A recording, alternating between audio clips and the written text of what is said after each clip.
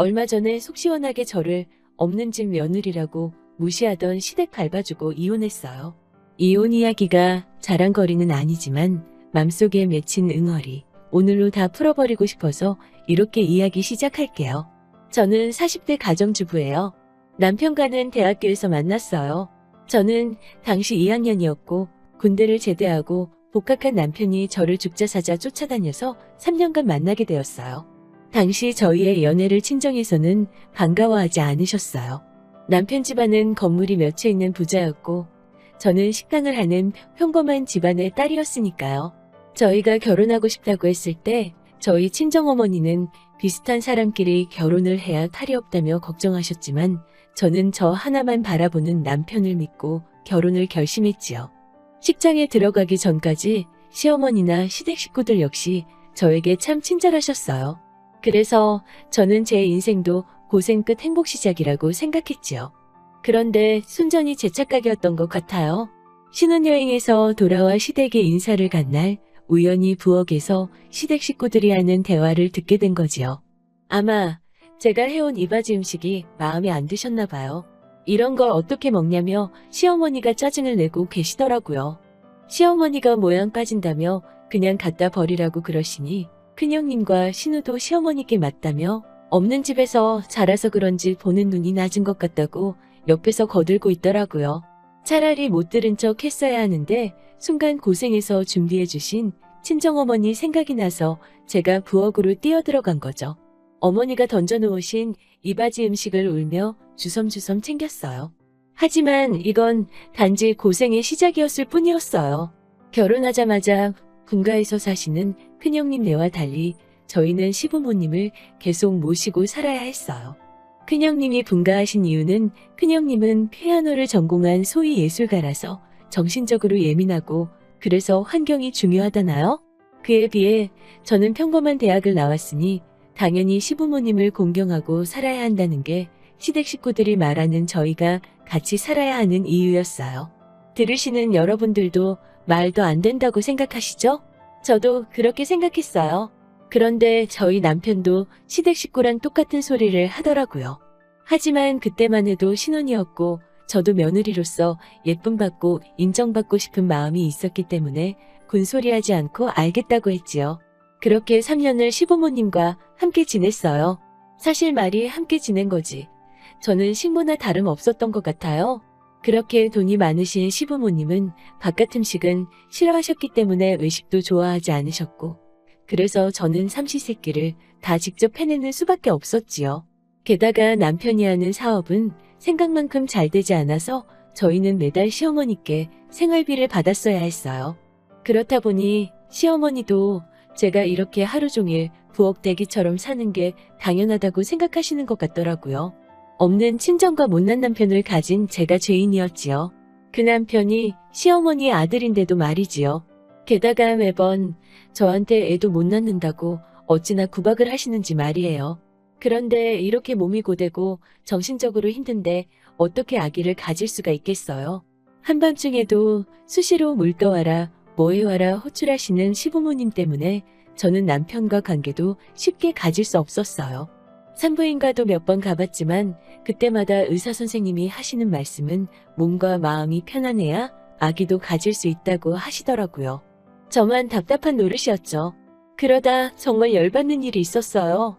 제가 도저히 이렇게는 살 수 없다고 남편한테 파업 아닌 파업 선언을 하자 남편이 시어머니와 단판을 짓겠다고 하더라고요. 남편이 시어머니께 우리도 분가를 시켜달라고 한 거지요. 분가를 하면 저도 스트레스를 덜 받고 그럼 임신도 할 수 있을 것 같다고 말이에요. 그러자 시어머니가 난리가 나셨더라고요. 시어머니가 당장에 저를 불러놓고 하시는 말씀이 너는 도대체 내가 너를 어떻게 한다고 내가 너를 죽기 살기로 괴롭히기라도 했냐? 라고 하시며 고함을 막 치시더라고요.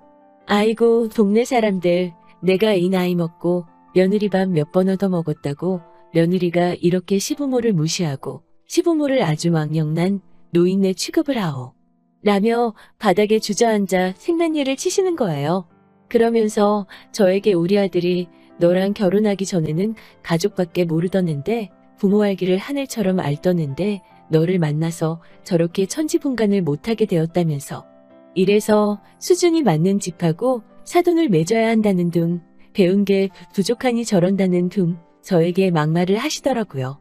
저랑 남편은 같은 대학에서 만났어요. 다만 결혼하고 저는 살림하느라 대학원에 진학하지 못했고 제 뒷바라지에 힘입은 남편은 대학원까지 졸업할 수 있었던 건데 이게 어떻게 배움의 차이가 되고 수준의 차이가 될 수 있는지 이해가 안 되더라고요. 이런 상황 속에서도 남편은 이러지도 저러지도 못하고 꿀먹은 벙어리 마냥 저와 시어머니 가운데에서 무슨 전봇대 기둥 마냥 가만히 서 있더라고요. 답답한 인간, 이런 인간을 보고 내가 이 결혼을 했다니 라는 후회가 밀려오더라고요. 더는 참을 수가 없어서 방으로 들어와 짐을 싸기 시작했어요. 남편은 방에 돌아와서 짐 싸는 저를 보고서야 애걸복걸 매달리더라고요. 어머니 본심이 그런 게 아니라면서, 그리고 노인네가 뭘 알겠냐면서 그냥 저더러 조금만 참으라고. 어머니도 속으로는 미안하실 거라는 말 같지도 않은 헛소리를 하더라고요. 3년 동안 볼 꼴 안 볼 꼴 다 본 저예요. 더 이상 그런 말 같지도 않은 사탕발림에 넘어가기도 싫더라고요. 그 와중에 남편이 고작 한다는 소리가 우리가 좀 더 버티면 자기가 어머니께 말해서 건물 하나 달라고 하겠다는 거예요. 아니, 분가 얘기 가지고도 이 사단이 나는데 건물은 무슨, 저는 일말의 기대도 없었어요. 무엇보다 이 집에 제가 더 있으면 임신은 고사하고 제명에 못 살겠더라고요. 그 길로 짐 싸서 친정으로 왔어요. 그동안은 친정 부모님이 걱정하실까봐 한 번도 시댁에서 당한 서름이나 굴욕 같은 거 말씀드린 적 없었는데 이번만큼은 이혼도 각오하고 온 친정이라 그동안 있었던 일 다 말씀드렸지요. 그러자 저희 부모님은 저를 안아주시면서 이제 그런 사람들은 잊어버리고 여기서 새 출발하라고 하시더라고요. 하지만 이혼은 당장 하지는 못했어요. 솔직히 그동안 고생한 게 얼만데 그 집 좋은 일만 시키고 이렇게 몸만 쫓겨나듯 이혼하고 싶지 않더라고요. 언젠가 훗날을 도모하겠다는 마음도 있었지요. 그렇게 돌아온 친정에서 부모님을 도와 식당일에 매진했어요. 어쨌든 부모님께 용돈을 드려도 모자랄 나이에 돌아온 친정이니 짐이 되기 싫어서 죽기 살기로 일했지요. 그렇게 일하다 보니 그동안 받은 상처, 고통도 금방 잊혀지는 것 같고 도움이 되더라고요.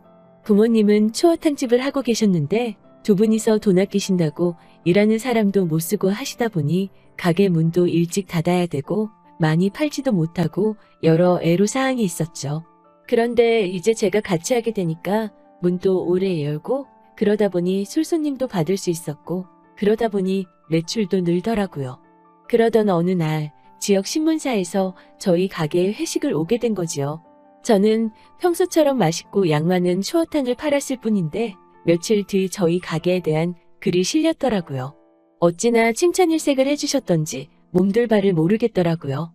그러자 이번엔 지역 방송국 맛집 탐방 프로그램에서 취재를 나오더라고요.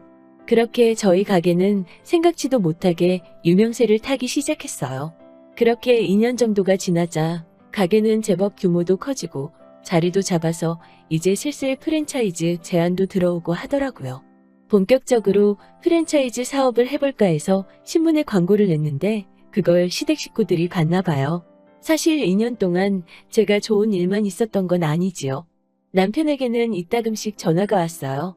처음에는 화냈다 울었다 하는 남편의 애걸복걸이 전부였지만 마지막 통화였던 지난주에는 남편이 정말 죽는 소리를 하더라고요.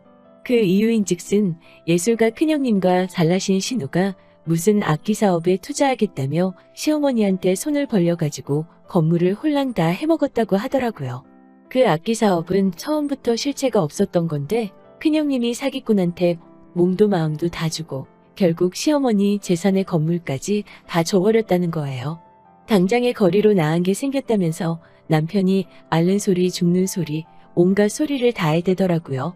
저는 불쌍한 마음도 들었지만 제가 당했던 세월을 생각하면 아무것도 해주고 싶지 않더라고요.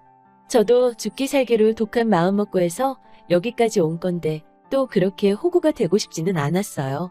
그리고 엊그제의 일이네요. 비록 식당이 안정세에 올랐고 재산도 꽤나 모았지만 저는 그래도 여전히 가게에 직접 나가 테이블 치우고 음식 만들고 나르고 가능한 모든 것을 제 힘으로 하고 있어요. 주인부터 열심히 해야 일하는 사람들도 열심히 자기 일처럼 해주리라는 제 경영 철학이 있기 때문이죠. 그런데 여기서 마주치리라고는 상상도 못했던 예술가 큰형님과 신우가 무슨 말 같지도 않은 과일 바구니를 사서 왔더라고요. 저를 보더니 살가운 척 친한 척을 하면서 아휴, 신문에서 본 것보다 더 근사하고 크고 멋있다 라고 입에 침도 안 바르고 마음에도 없는 소리를 늘어놓더라고요. 저는 손님들 눈도 있고 해서 일단 무슨 일로 오셨냐 물었더니 아니 그냥 어떻게 사나 걱정도 되고 가족인데 이렇게 왕래가 없어서야 되나 싶어서 그래도 우리가 윗사람이니까 한번 와봤지 라는 말을 하더군요. 시집에서 지내는 그 세월 동안 제가 부엌에서 기름 냄새, 양념 냄새 뒤집어 써가며 음식하면 짠에 어쩌네 타박하던 그 입으로 잘도 그런 소리를 하대요. 밤새서 명절 준비하다가 코피가 흐를 때도 제가 체력이 약해서 그렇다며 뒤에서 수근거리기 바쁘시던 분들이 이제 와서 갑자기 왜 저러는지 어이가 없더라고요.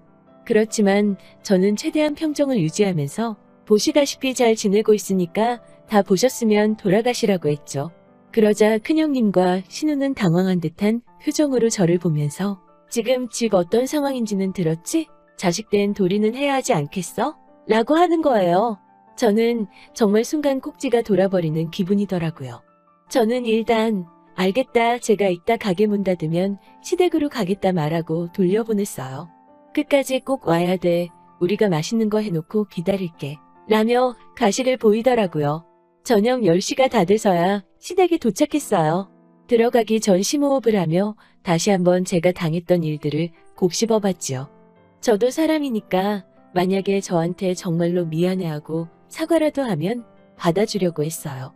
그래도 남편을 사랑했고 제가 사랑한 남자의 가족들이니까요.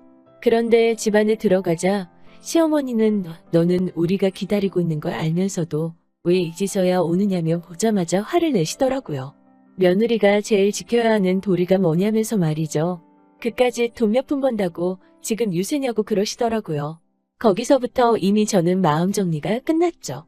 그렇지만 정말 마지막이라고 생각하고 온자리이고 마무리는 깨끗하고 뒤끝없이 하고 싶어서 꼭 참으며 자리를 지키려고 했어요. 그런데 큰형님과 신우라는 사람이 대화가 자기들 뜻대로 안 흘러가는 것 같으니까 가르치는 말투로 저에게 그러네요.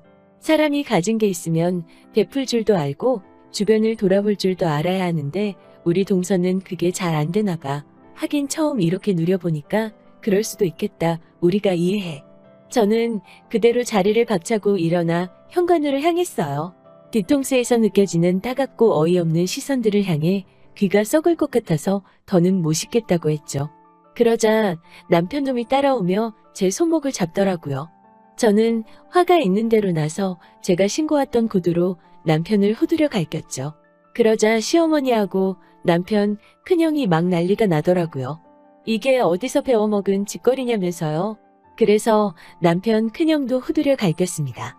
양손에 신발을 한 짝씩 들고 그냥 미친 듯이 보이는 것 없는 사람 마냥 두들겨댔어요. 너는 네 와이프 주둥아리랑 거식이나 잘 관리하라면서 말이죠. 그리고 신우한테도 너도 내 손에 걸리기만 하면 아주 가만 안 둔다? 아주 그냥 멍청한 게 자랑이냐? 고 한마디 해줬죠. 시어머니는 뒷목 잡고 쓰러지기 일보 직전이더라고요. 어찌나 그 광경이 재밌던지요. 남편한테는 나랑 지금 나가면 내가 너 하나는 예정을 생각해서 먹여 살려줄 수 있어. 그런데 네 가족들은 안 돼. 라고 말해주었습니다. 그러자 남편 이 자식이 또 예전처럼 전봇대 기둥마냥 가만히 서가지고는 우물쭈물 거리더라고요. 그 꼬라지를 보니 저놈도 역시 안 되겠구나 싶었어요. 저는 미리 도장 찍어놨던 이혼 서류를 남편한테 던지면서 야, 됐어. 이걸 고민한다는 거 자체가 너는 구제불능인 거야. 내일 가서 병원 가서 진단서나 끊어놔. 내가 그 정도 개값은 물어줄 테니까.